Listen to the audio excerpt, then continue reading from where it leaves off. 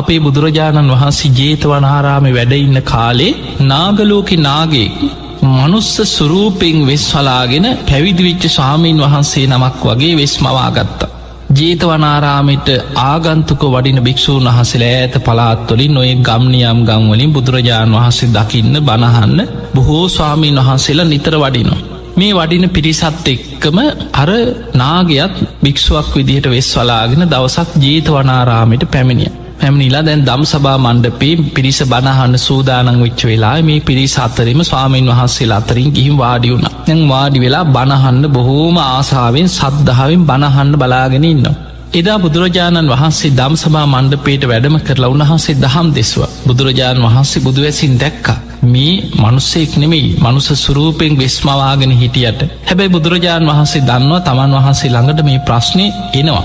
එනිසා උන්වහන්සේ ඒ ගැන කතා නොකර උන්වහන්සේ දහම් දෙස්වා. දේශනාව අවසාන බුදුරජාණන් වහන්සේ තමන් වහන්සේගේ ගන්ධ කුටියට වැඩම කර. තැන් අර ආගන්තුකෝ වැඩම කරපු භික්‍ෂූන් වහන්සේලාට ජේතවනාරාමී තුළ ආගන්තුක කුටි සෙනසුන් පනවල තියෙන. බොහෝ භික්‍ෂූන් වහන්සේලා ඇත පලාත්තුලින් ආගන්තුකෝ වඩින. උන්වහන්සේලට වැඩ ඉන්න කුටි සෙනසුන් ආවාස පනවල තියෙන. දැම් මේ නාගේ මනුස්ස සුරූපෙන් විශ්වලාගෙනාවත් මේ කෙනාටත් කුටියක් ලැබුණ දැන් භික්ෂුවක් වගෙනන්නේ ආගන්තුක කුටියක් ලැබුණ.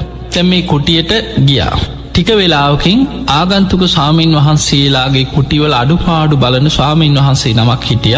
උන්වහන්සේ සාමනේර ස්වාමීන් වහන්සේ නමක් උන්වහන්සේ ඉතින් බලනවා කුටිවල වතුර තියෙනවද පැම්භාජන තියෙනවද මෙන්න මෙතනයි ස්වාමීනී වැසිකිලේ තියෙන්නේ මෙන්න පැම්භාජන මෙන්න පඩික්කම මෙන්න ඔබහන්සේලට මොනවද අවශ්‍ය කුටිවලට මේ විදිහට අඩුපාඩු බලාගෙන ආගන්තුක ස්වාමීන් වහන්සේලාගේ විස්තර අහගෙන යනකොට මේ ස්වාමීන් වහන්සේගේ කුටියටත් ගිහිල්ලා කුටිය දොරට ඇගිල්ලෙන් තට්ටු කරනකොටම දොරවහගෙන නෑ දොර ඇරුණා. දොර ඇරෙනකොට කුටියෙන් එකයි විශාල දරණ ගහගත්ත නාගෙක් මුළු කුටියම පිරෙන්න දරණ ගහගත්ත නාගේ.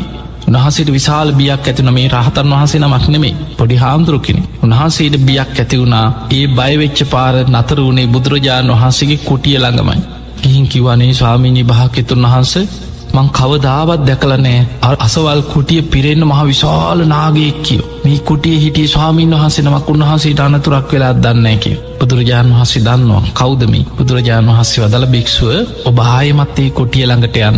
හැබැයි කොටියට ගිහිල්ල දොරාරින් යන්න එපා ඔබ එලිය ඉඳං ඈත ඉඳං උගුර පාදල කතා කරන්න. එතකොට කෙනෙක් සිවුරක් පොරෝගෙන එලියට කියෝ. අන්න ඒ කෙන එක්කං එන්න කිව තතාගතයන් වහන්සේ ළඟ දැම් බයෙන් මේ ස්වාමීන් වහන්සේ අර කුටිය ඉස්සරහට ගිහිල ඈත ඉඳං උගුර පාදල කතා කර. කතා කරනකොට දැම්මේ නාග සුරූපෙන් නිදාගන්න සූදානං වෙච්ච නාගයා ආයමත් මනුස්ස සුරූපෙන් භික්ෂුව වගේම වෙස්මවාගෙන සිවුර පොරෝගෙන එලියටාව. එතකොට කිවන්න තතාගතයන් වහන්සේ ඔබට කතා කරා. බුදුරජාණන් වහන්සේ ඔබට අඩගහනෝ වඩින්නේ කියලා දැන් ඔන්න එකක් ගිය. බුදුරජාණන් වහන්සේෝ දැක්කට පස්සේ හිම වන්දනා කළ එකත් පසකින් බිම බලාගෙන වාඩි වුණා. බුදුරජාණන් වහන්සේ හන ඔබ කවුද සද්ද නැතුව හිටිය උත්තර දෙන්න ඇතු බිම් බලාගෙන ඉන්න. දෙවනි වතාවත් තතාගතයන් වහන්සේ හවා ඔබ කවුද දෙවනි වතාවත් නිහඬව ඉන්න උත්තර දෙන්න ඇතු. බුදුරජාණන් වහන්සේ වදාලා තතාගත බුදු කෙනෙක් ප්‍රශ්නයක් වීම සද්දි. දැන පිළිතුරු නොදී තතාගතයන් වහන්සේ වෙහෙසෙව්වොත් ඔබේ හිස හත් කඩකට පැලෙනවා කියෝ. ඒක මහ භයාන කකුසලයක්. ඒ නිසා තුන්ගනි වතාවේ අහන්න පෙර ඔබ පිළිතුරු දෙන්න. අන්න බයවුණත් ඇතිගත්තා අනේ ස්වාමීනී භාග්‍යවතුන් වහන්ස මම නාගලෝක නාගේ. බුදුරජාණන් වහන්සේ වදාළ නාගය ඔබ ඇයි මේ භික්ෂුවක් වගේ වෙස්වලාගෙන මනුස්්‍යයන් අතරටාවෙන්. අනේ ස්වාමිනී භාග්‍යවතුන් වහස මන් නිවන් දකින්න ආසයි කියෝ. මං පැවිදි ජීවිතයක් ගත කරන්න ආසයි. මට නිවන් දකින්න ඕන මට බණහන්න ඕන. ඒ නිසයි කියව මං මනුස්ස සුරූපෙන් වෙස්මවාගෙනාව. බුදුරජාණන් වහන්සේ වදල නාගය ඔබ දැන් නාගලෝකෙට අයිති කෙනෙක් ඔබ මනුස්සෙක් නෙමෙයි. ඔබ නාගලෝකෙට ගිහිල්ලා මනුස්සලෝක හිත පිහිටවාගෙන පින් කරන්න. සුගතිය හිත පිහිටවාගෙන හිත පහදවාගෙන පින් දහම් රැස් කරගන්න.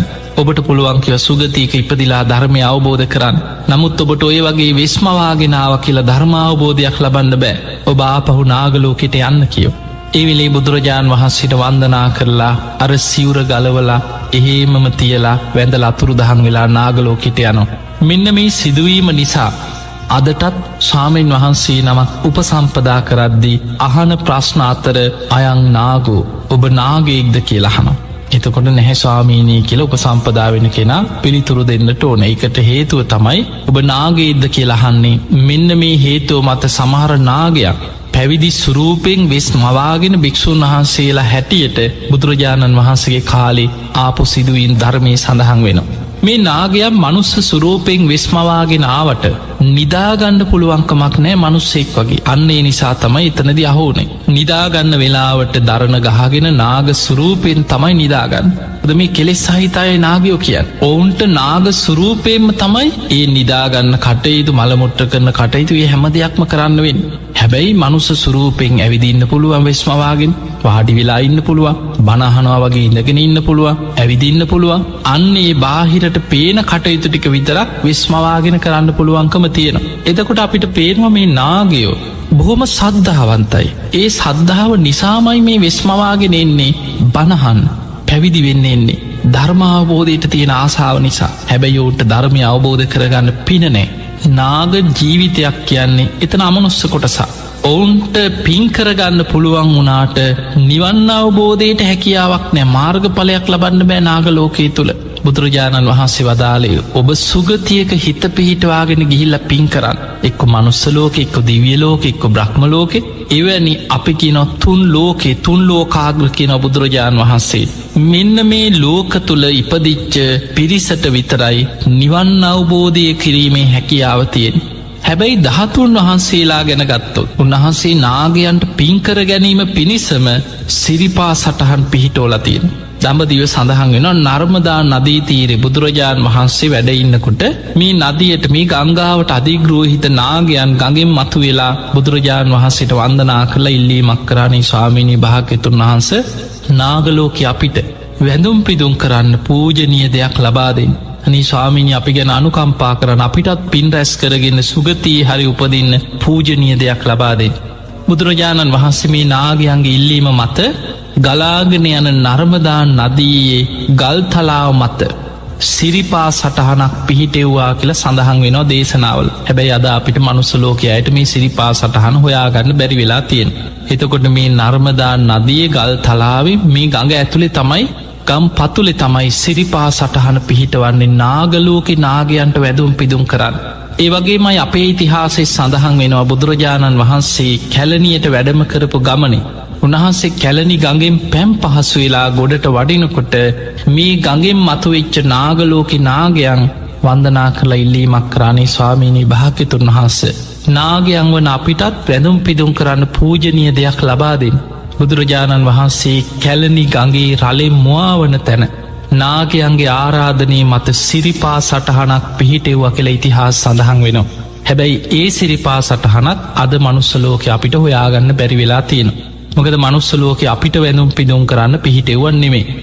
නාගලෝකෙ නාගයන්ට වන්දනා කරන්නයි කැලනි ගගේ රලේ මුවාවන තැන ගම් පතුලෙ තමයි ගල් තලාවේ මේ සිරිපා සටහන පිහිටෙව්ව කියලා සඳහන් වෙන්.